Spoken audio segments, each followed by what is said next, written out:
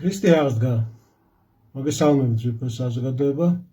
ჩვენ არაერთ გზის გვისაუბრია იმის შესახებ, რომ ცხოვრობთ განდგომილების ეპოქაში, მოდერნიზმის ეპოქაში, ასეც შეიძლება ითქვას, იმიტომ რომ ფაქტობრივად ეს ერთი და იგივეა. ამ ეპოქაში ჩვენ ვხედავთ თავისუფლებას ყოველგვარი ზღვარისგან. ამას დაემატა ის ლიბერალური ღირებულებები, რომელიც ამ პარადიგმაში მოქმედებს. ადამიანი განთავისუფლდა ყოველგვარი შეზღუდვებისგან, დოგმატური ცნობიერებისგან და ამან გამოიწვია მრავალი განსხვავება, მათ შორის ეკლესიაში და იმ ადამიანებში, რომლებიც სულიერ ძმებად და დებად მიიჩნევენ ერთმანეთს.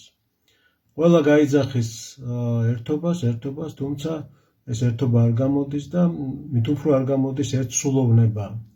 კარგად რომ დავაკვირდით, ამ არ გამოსვლის მიზეზი სწორედ არასწორი სულიერი დამოკიდებულება ადამიანებს შორის, იმიტომ რომ ერთსულოვნება სწორედ აქ არის ხაზი გასმული, სულიერება უნდა იყოს ერთგვაროვანი, სულიერი დამოკიდებულება უნდა იყოს. მაშინ ასე მივედით იმ აზრამდე, რომ რა არის ეს სულიერი დამოკიდებულება, რომელიც ყოველთვის იყო გამაერთიანებელი ეკლესიაში და რომელზედაც ფაქტობრივად არასდროს არ დაობდნენ წმინდა მამები, ხო? ერთ-ერთი ასეთი ძირითადი სულიერი განწყობა გახლავთ სინანულის განწყობა. ამაში ყველა წმინდა მამა თანხმდებოდა. ეს არის სინანულის სულის განწყობა. სინანულის სულში ყველანი თანხმდებოდა. ყველა წმინდა მამა ყოველთვის თანხმდებოდა სინანულის სულში, რადგან ეს იყო გადამჩენელი სულიერი საყრდენი, რომელზედაც შეიძლება განვითარებული იყოს სულიერება. ამაზე არასდროს არავინ არ დაობდა წმინდა მამებში და ეს იყო მთავარი სული. წმინდა მამები მიიჩნევდნენ, რომ ისინი არ არიან არაფრის ღირსნი, თამდაბლურად უყურებდნენ ყველაფერს, თვლიდნენ, რომ არანაირი მადლის მიღების ღირსი არ იყვნენ, არანაირი სასწაულების ხილვის ან გამოჩენის ან მათ ცხოვრებაში მომხდარი სასწაულის ღირსნი იყვნენ, არაფრის ღირსად არ თვლიდნენ თავს. ეს სულისკვეთება, სინანულის სულისკვეთება არ არის პასიური სულისკვეთება, ეს არის ის სულისკვეთება, რომელიც სინამდვილეში ამოძრავებდა ყოველთვის და ამ სინანულის სულზე იგებოდა ისეთი სათნოებები, რომლებიც მართლაც რომ განაცვიფრებდნენ მართლმადიდებლთა სამყაროს. მათ შორის სხვადასხვა გამბედაობის სული, მხნეობის სული, უშიშრობის სული, მოწამეობრივი სული, ყველა ეს სულისკვეთება, მართლმადიდებლობის დაცვის სული, სიყვარულის სულისკვეთება, ყველაფერი ეს იყო დაფუძნებული ამ სინანულის სულზე, რადგანაც ყველა წმინდა მამამ იცოდა, რომ სინანულის სულით შეიძლება ღმერთთან შერიგება. ამ დაცემული ადამიანის შერიგება ღმერთთან ხდება სინანულით, სინანულის საიდუმლოებებით, ამ სულისკვეთებით. ჩვენს ერში, ჩვენს ცხოვრებაში ვაკვირდებით სწორედ ამ პრობლემას. და ერთ-ერთი მიზეზი ამ ერთობის დაკარგვის, ასე ვთქვათ, ეკლესიაში სწორედ ეს სულიერი სინანულის სულის დაკარგვა. სად ჩანს ეს? ეს ჩანს იმაში, რომ ადამიანებმა ჩათვალა თავისი თავი ღირსად, მადლის მიღების ღირსად. წმინდა ეგნატე ფრანჩაინო პირდაპირ გვეუბნება, თუ ადამიანი მადლის მოლოდინშია, ის ხიბლშია. საიდან მოდის ეს ხიბლი? ესე იგი მასში არის ამპარტაუნული სულიო, კედმაღლური და შესაბამისად აქედან მოდის ეს ხიბლის მდგომარეობა. ზუსტი სიტყვებია, რომელიც სრულდება. დღეს ვხედავთ ჩვენ ადამიანებს ჩვენს ირგვლივ, რომლებიც ამბობენ, რომ აი მე სასწაულის ღირსი ვარ, აი რომ დავინახავ ვამჩნევ ადამიანში სულიერია თუ არ არის სულიერი, ზოგს შეიძლება მოლოდინი ჰქონდეს ხატებისგან რაღაცა სასწაულები, ზოგს თავის ლოცვებში აქვს რაღაცა ხილვები და მოლოდინები და ეს სულ უფრო და უფრო ჩანს.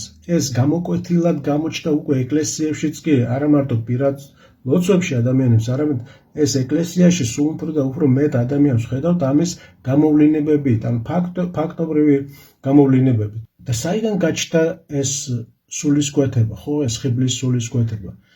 იქიდან რომ ადამიანმა დაკარგა სიფრთხილე. ეს სიფრთხილე კიდე რა არის? სიფრთხილე მამების აზრით ეს არის სათნოება.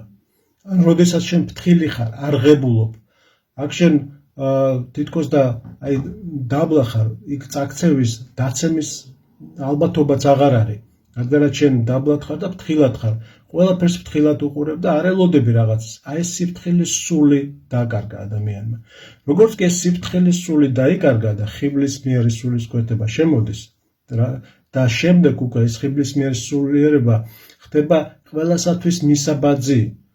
ხიბლისმიერი ადამიანი ეს ფარულად მიდის ეს პროცესი, რომელიც უკვე უმეტეს შემთხვევაში შეუმჩნეველია და ზოგადად ესეთი ადამიანები პირიქით სხვებს აბრალებენ ამ მდგომარეობაში ყოფნას, არაჭეშმარიტებაში ყოფნას. ეს სულისკვეთება გახდა მასობრივი პათოლოგია. ნამდვილად ასე შეიძლება ითქვას. ანუ ადამიანებში გაჩნდა ის მოლოდინი, რომ ისინი მრავალი წელი უკვე ეკლესიაში დადიან და შესაბამისად უკვე რაღაც დონეზე საფეხურზე, სულიერების საფეხურზე ავიდნენ. და ამ ადამიანებს თავიანთი თავი აყავთ ფაქტობრივად ამ რაღაც სულიერების დონეზე. მათ შეუძლიათ ისაუბრონ, აი ეს ადამიანი სულიერია, მაგალითად ეს ადამიანი არ არის სულიერი, ან ეკლესიის მრევლზე ასე ისაუბრონ და ასე შემდეგ. ასე გაკადნიერდეს ადამიანი. ეს ასევე გამოვლინებაა ხიბლიერი მდგომარეობის. მაგრამ საოცრება ის არის, რომ ადამიანები ამ სწორ სულიერ დამოკიდებულებას, სინანულის დამოკიდებულებას, წმინდა ეგნატე ბრანჩაინოვი ამბობს, საიდან უნდა სწავლობდნენო? ისინი უნდა ხედავდნენ ამას სასულიერო პირებში, რომლებიც უნდა იყვნენ მაგალითი და თუ ამას ვერ ხედავს ადამიანი, ბუნებრივი აქაც მასობრივი პათოლოგია იწყება ამ ხიბლისმიერი თავისუფალი მდგომარეობის, თავისუფალი სულიერების მდგომარეობის, რომელიც ჩარჩო დარღვეული ურთიერთობაა, დოგმატებს დარღვეული ურთიერთობაა, განლაღებული ურთიერთობაა, ცოდვაზე შერბილებით ყურების ურთიერთობაა და სულისკვეთებაა. აი ეს არის ამ სულისკვეთებაში ხარ, ამ სულისკვეთების მაგალითში იზრდები. ეხლა რა მოყვება ამას? რა მოყვება ამას და წმინდა ეგნატე ბრანჩაინოვი ამბობს, რომ როგორც კი ეს ჩვენ ისედაც დაცემულ ბუნებაში თუ ამ ხიბლის მდგომარეობაში კიდევ ვიმყოფებით და შეგნებულად რჩება, ასე რომ ვთქვათ, ადამიანი ამ მდგომარეობაში, იქ იწყება გონებრივი აღრევაც. რას ნიშნავს ეს გონებრივი აღრევა? თითქოს ქაოსიო რა. რა ზუსტი შეფასებაა აქაც. ჩვენ რას ვხედავთ, რომ აი სწორედ ადამიანები, რომლებიც ამ მდგომარეობაში იმყოფებიან, იქ იკარგება ეს ჭეშმარიტი ორიენტირი, ანუ გონებრივი სწორი დამოკიდებულება იკარგება, სულიერი ვექტორი, ახლა რომ დავისესხოთ ბაბა რაფაელს უყვარს ამ ტერმინის გამოყენება, ეს ვექტორი და ორიენტირი მთავარი მიმართულება იკარგება. და ამის მიზეზი სწორედ ეს ცოდვაა, რომელზეც ჩვენ ვისაუბრეთ.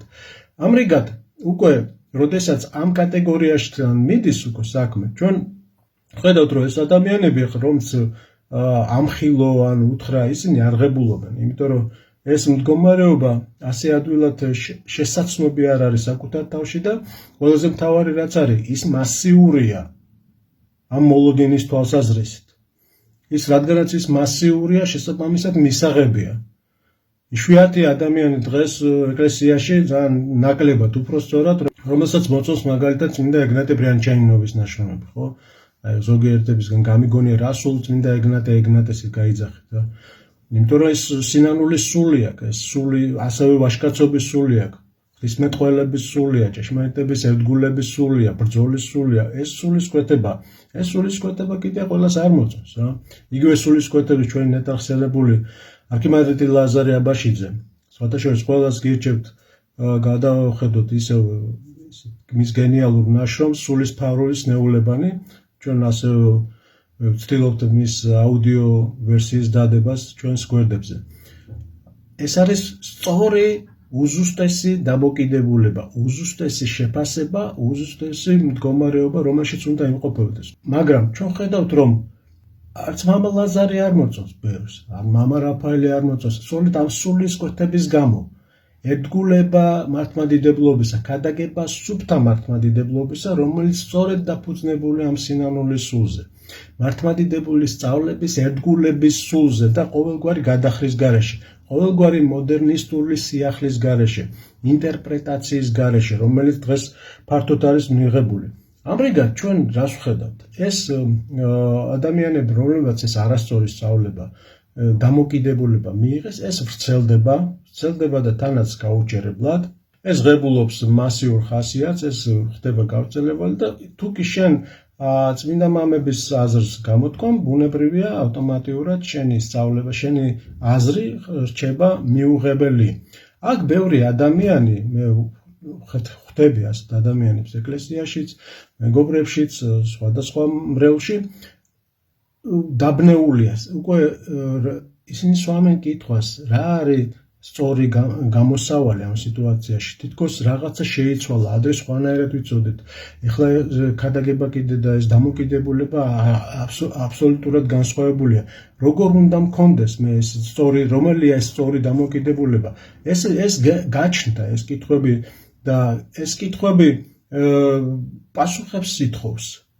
პასუხებს, რომელიც თითქოს ცოცხალ გამოცდილებაში თითქოს მიკარგულია. ეს არ ისმის ეს პასუხები, იმიტომ რომ ყურადღება ყოველთვის გადატანილია რაღაც სხვა ღირებულებებზე, სხვა სულისკვეთებაზე და არა ამ სინანულის სულზე, გადარჩენის სულზე, თუნდაც აღსარებლურ სულზე. ესეთი საუბრები დღეს იშვიათია.